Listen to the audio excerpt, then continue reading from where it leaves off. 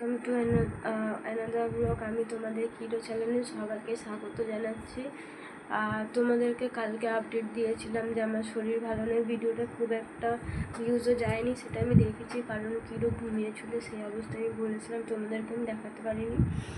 তো এখন অনেকক্ষণ খাওয়া হয়ে গেছে, বসে আছি। আর আজকে একটু শরীরটা ঠিকঠাক লাগছে, আর চোখ মুখ দেখে হয়তো তোমরা বুঝতেই পারবে আমার অবস্থাটা কি হয়ে আছে। আমার আজ সকালে মর্নিংয়ে এই হাতে ইঞ্জেকশনটা দিয়ে গেছে একটা, আর কালকে এই হাতে দিয়েছিল, আর তার আগের দিন এই জাস্ট এই জায়গাটার কাছে কি বলে আমার ব্লাড টেস্টের জন্য স্যাম্পল নিয়েছিল, আর অনেক অনেক ওষুধ দিয়েছে। এক্স রে হয়েছে, যেহেতু জ্বর থাকার সময় আমার কি বলে মানে নিঃশ্বাস নিতে পারছিলাম না, আর পরিস্থিতি এমন হয়ে গেছিলো, ডক্টর বলে দিয়েছিল যদি 3 দিনের মধ্যে ইঞ্জেকশন দেওয়ার পরও 3 দিনের মধ্যে যদি জ্বর না কমে তাহলে আমাকে হসপিটালে অ্যাডমিট করতে হবে। সেটা তোমাদের কালকে জানিয়েছিলাম, তার জন্য ইঞ্জেকশন চলছে। আজকে 2 দিন হলো ইঞ্জেকশনটা নিচ্ছি, আর এখন একটা ট্যাবলেট খেয়েছি, আর এই ওষুধগুলো নিয়ে বসে আছি খাবো বলে। যাই হোক, কিডোকে আমার কাছে শুতে দিচ্ছিলাম, তারপর জোর জবরদস্তি শুয়ে যাবো, তারপরে এখানে বসে বসে কী করেছে দেখো, বোতলটাকে কি সুন্দর করে ছাড়িয়ে দিয়েছে, আর বোতলের ছিপটাকে দিয়ে ফুলের মতো করে দিয়েছে পুরো।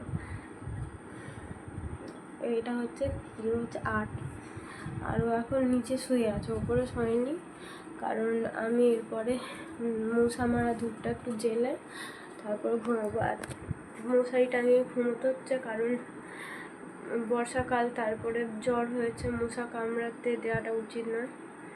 তো চলো ভিডিওটা আগে নিয়ে যাও, অনেকটা আমি 2 মিনিটের বেশি বক করে ফেলেছি। আর একজন বলেছিলাম, বাজে কমেন্ট করেছিল, তাকে আমার একটাই কথা বলা আছে, আসামিস ভাষাতে উনি কমেন্ট করেছেন টাকা কামানোর জন্য আমি ভিডিও করছি। অ্যাকচুয়ালি টাকার সবারই প্রয়োজন আছে, শুধু আমার নয়, ঠিক আছে? কারো বেশি কারো কম, সবারই সমানই থাকে, কিন্তু আমি হচ্ছে ভিডিওগুলো করছি, এই ভিডিওগুলো টাকা পাবো কি পাবো না সেটা আমি জানি না, কিন্তু যখন ভিডিওগুলো যত কিডো দিন যাবে বড় হবে, তো এই স্মৃতিগুলো তো মানে ভিডিও একটা ইউটিউবের একটা জায়গাতে রয়ে যাচ্ছে, আমরা সেটা বারবার পরে ঘুরে ফিরে আমরা দেখতে পারবো। সেটা একটা ভালো মেমোরেবল একটা স্মৃতি, যেটা আমার বাবা মার সঙ্গে, যেটা আমাদের সঙ্গে, সেটা আমরা সবাই দেখতে পারবো ইন ফিউচার। আমরা অনেক দিন পরে, মানে সারা জীবন আমাদের ইউটিউবে এই ভিডিওগুলো রয়েই যাচ্ছে, সেই জন্যে আমি ইউটিউবে আমি এই ভিডিওটা করছি। আর টাকার প্রয়োজন সবারই আছে, শুধু আমার এখানে। উনি যে মানে কমেন্ট করেছেন, ওনারও আছে। উনি যে বাজে কমেন্টটা করেছেন না, যে ইনকাম করার জন্য এইসব ভিডিও করছি, ওকে বিছানায় তুলে রাখছি, ওকে ওকে খাওয়াচ্ছি, আমি সেই হাতে করছি, ওকে আমরা নিজের বাচ্চার মতো হচ্ছে ভালোবাসছি, আর নিজের বাচ্চাকে যেভাবে মানুষ করতে হয় সেভাবেই বড় করেছি, সেটা উনি বুঝবেন না, ঠিক আছে? আর উনি যেভাবে কমেন্টটা করেছেন আমার একদমই পছন্দ। দয়া করে আপনি আমার যখন ভিডিও আপনার পছন্দ হচ্ছে না, আপনি যখন উল্টোপাল্টা কমেন্ট করছেন, তাহলে আপনি আমার ভিডিওতে আসবেন না, ঠিক আছে? আপনার কোনো প্রয়োজন নয় এইভাবে কমেন্ট করা। আর আপনার টাকা নিয়ে হচ্ছে আমি কি বলে আমি ওকে মানুষ করছি না, বা আপনার কথাতে আমি চলছি না। আমার স্মৃতিগুলো, আমার কিডোর সব স্মৃতিগুলো আমার সঙ্গেই থাকবে, ছোটো থেকে শুরু করে আপ টু এতদিন হয়েছে, এতদিনের পুরো ভিডিওটাই কিডোর আছে। তো আমি হাঁপিয়ে যাচ্ছি, বেশি কথা বলতে পারছি না। আর কি বলে কিডো নিচে কী করছে তোমাদেরকে দেখাচ্ছি, চলো। উঠে আয়, ওই কই রে কিডো, কিডো ও নিচে শুয়েছে, ওকে এবার ওষুধটা আমাকে খেয়ে ওকে এবার ওপরে তুলতে হবে, নিচে শোয়ানো যাবে না, ওর চোখ দিয়ে জল বেরোচ্ছে, সেই জন্য নিচে শোয়াতে পারবো না, ওকে ঠান্ডা লেগে যাবে। তো চলো ওকে ওপরে তুলে তারপরে ভিডিওটা আরও কন্টিনিউ করছি। ওই যে এখানে ওকে তুলে দিয়েছে ওপরে,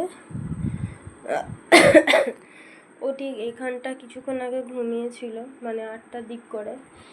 তখন হঠাৎ স্বপ্ন দেখে এমন ঘুমন্ত অবস্থায় ছুটে ওখানে গিয়ে না বসে বসে চারিদিকে দেখছে, ও ভয় পেয়ে গেছে। আর আমার কিছু হলে ওর মন টন খুবই খারাপ হয়ে যায়, কারণ আমি খেলতে পারি না ওর সঙ্গে, আমি চুপচাপ থাকি। ব্যথা না, সবসময় চোখে জল, সবসময় কান্নাকাটি করছে। আমি ভালো হয়ে যাবো রে।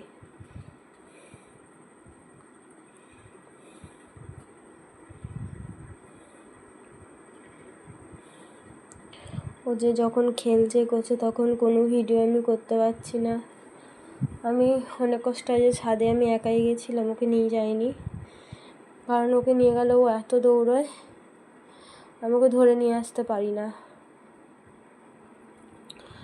আর ও এই ঘরে ঘুমোয় কারণ এসি চলে, আর এখন আমার যা শরীর খারাপ হয়ে গেছে, এসি পুরোপুরি স্টপ করে দিয়েছি, এসি চালাই না আর, এসি বন্ধ থাকে এখন।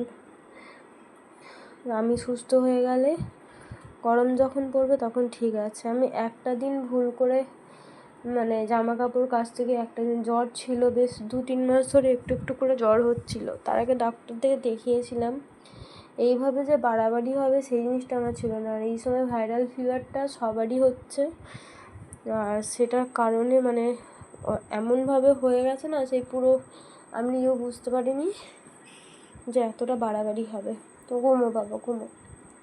মোনা, তোমার মা, তোমার মিমি, মোনারা সবাই তো দেখছে তো, হ্যাঁ, দাদু দিদুনরা সবাই দেখছে। ও তো জানে, ওনারা বলেছে তোমার মা ভালো হয়ে যাবে, তোমাকে কানু কানু করতে হবে না। প্রতি কথা একটু টেনশন নিয়ে ফেলে, আমার কাছে ছাড়া ঘুমোবে না। রাত্রেবেলা টয়লেট করতে উঠলে ওকে মায়ের কাছে কালকে পাঠিয়ে দিয়েছিলাম, ও ঠিক আমার দরজা করা এসে ও ডাকছে, ও আমার সঙ্গে ঘুমোবে। আর আমার বড়দি ওকে মানে মা আমাকে বলে দিয়েছে যে ও তো ছোটো বাচ্চা, ওকে তোর সঙ্গে ঘুমোতে এখন দিবি না, ওকে দিদুনের কাছে দিয়ে দিস। ওর জন্য খুব চিন্তা করে, কারণ কিছুদিন আগে মায়ের জ্বর হয়েছিল, আর মাকে আমি দিদি বাড়ি পাঠিয়েছিলাম। তখন আমার এই সব কিছু না, মা পুরো সুস্থ হয়ে বাড়ি ফিরলো। আমার বৃহস্পতিবার শুক্রবার আমি ছুটি কাটালাম, ঠিক শনিবার রাত থেকে প্রচণ্ড পরিমাণে জ্বর, মানে শুক্রবার রাত থেকেই জ্বরটা। শনিবার দিন আমি ডক্টর দেখাতে গেলাম ডিউটি না গিয়ে, আর কাজের জায়গাতে ওখানে লিভ নিয়েছে, বা জানি না কী হবে, ওখানে বেশি লিভ দেয় না। কিন্তু মানুষের যা শরীর খারাপ হচ্ছে, এইভাবে তো না লিভ দিলে কীভাবে কাজ করবে না, অসুস্থ হয়ে তো কাজের জায়গায় অসুস্থ হয়ে বারবার বাড়ি ফেরার থেকে ভালো না একবারে সুস্থ হয়ে কাজে ফেরা। তো আজকের ভিডিও এইটুকুটাই, তোমাদেরকে অল্প অল্প কিছু কিছু করে শেয়ার করব। তো প্রে করো আমিও যাতে তাড়াতাড়ি সুস্থ হয়ে আবার কাজে ফিরতে পারি, কাজের জায়গাটাও সব ঠিকঠাক থাকুক। আর কিরও চিন্তা ভাবনা, একটু ভয় ভয় যেটা আছে ওর, সেটা কেটে যাক। দেখাচ্ছ নেক্সট একটা নতুন ভিডিওর সাথে। সবাই ভালো থেকো, সুস্থ থেকো, নিজেদের খেয়াল রাখো।